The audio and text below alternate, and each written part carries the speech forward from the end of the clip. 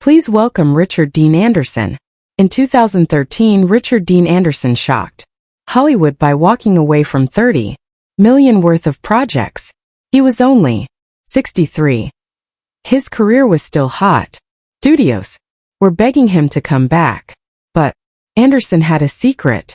Sources close to Anderson reveal he's been carrying a dark secret about the industry for decades, something that happened during his MacGyver years traumatized him so deeply he's never spoken about it publicly.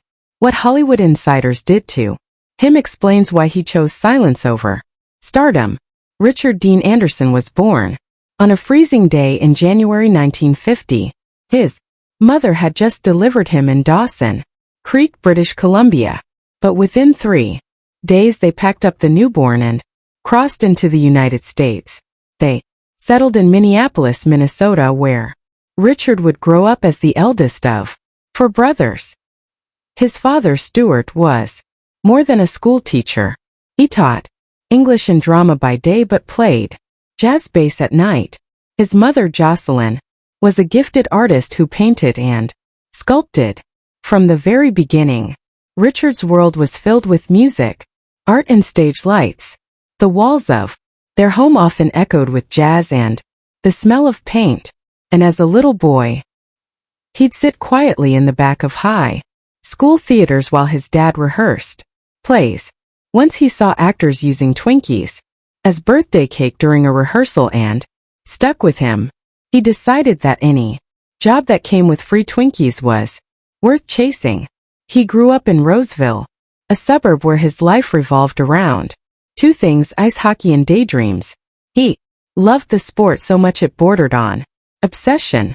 People called him a hockey nut, and he was good, really good. Stan Mikita, the hockey legend himself, even praised his skills.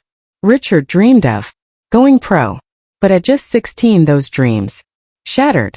First he broke one arm in a violent game collision. Then just 3 weeks later he broke the other. The second break was so brutal it sent him to the hospital for 3 months and required surgery with pins and plates. Doctors warned he might lose movement forever. He was being scouted by Real teams at the time. To have it all ripped away like that was more than just pain. It was identity loss. Hockey was who he was, and now it was gone. He spiraled into depression. The hospital stay felt endless, and the silence of not skating again cut deeper than the pain in his bones. But something unexpected began to grow in that quiet. He started paying more attention to his father's school plays. He joined drama clubs. He performed with casts still on his arms. Acting gave him something to hold on to, while everything else had slipped away. And somewhere in the middle of those small productions, a fire lit that would never go out again. Richard's childhood wasn't easy. His family didn't have much. His father's paycheck barely covered the basics. Sometimes the music gigs helped, sometimes they didn't. The 4 boys had to pitch in. Richard delivered newspapers. He knew what it meant to value every dollar. He also learned how to stretch what little he had, like the time he tried to bike from Minneapolis to Duluth when he was just 10 years old. That's a 100-mile journey. He didn't tell his parents the full plan. He just got on his bike and went. He made it halfway 50 m before his small body gave up. He had to turn back. But it didn't feel like failure. Even at 10, he had the guts to try something that most adults wouldn't dare. By 17, his appetite for danger only grew. He took off on a cross-country bicycle ride. He traveled over 5,600 m from Minnesota through Canada all the way to Alaska. He did the final 33 days completely alone. No car following him, no team, just him, a bike, and a brutal mix of mountains and weather. Earlier that year he had been caught in a terrifying snowstorm in Taos, New Mexico, where 105 miles per hour winds stranded him in whiteout conditions. He survived, and somehow he kept pushing for more. He learned how to scuba dive. He learned how to ride motorcycles. He bought 4 of them, including a Harley Davidson. He would jump school roofs for fun. He'd crash dirt bikes and get up grinning. He once dove off a board, hit his head, and needed stitches. It didn't slow him down. Once during one of Minnesota's bitter winters, he decided he wanted to set a world record by living in an igloo. He built it himself. He stayed in it for 3 days. He nearly froze to death.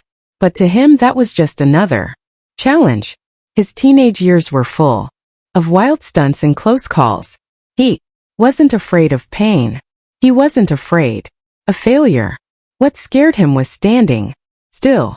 Richard Dean Anderson took a huge risk in 1976 when he left Ohio University and moved to Los Angeles. He had no guarantee of success, just a dream and a lot of uncertainty to survive. He did whatever it took. One of his strangest jobs was working with whales at a marine show. He needed the money to pay rent, but that job also taught him how to handle pressure and stay calm in front of big audiences. Before this, he had already sharpened his acting in New York City's theater scene. Every odd job, every small stage, was preparing him for something bigger. That same year, in spring 1976, everything changed. He landed his first big break on General Hospital. He was cast as Dr. Jeff Weber and stayed on the show for 5 years, appearing in 611 episodes. This happened just as the show expanded from 30 minutes to 45 on July 26, 1976. The ratings started climbing fast. By 1979, General Hospital became the #1 daytime drama in America. Anderson became part of that wave. He acted alongside stars like Denise Alexander and Stuart Damon. And by the time he left in 1981, he wasn't just another soap actor. He was someone producers had started noticing. From there, he didn't slow down.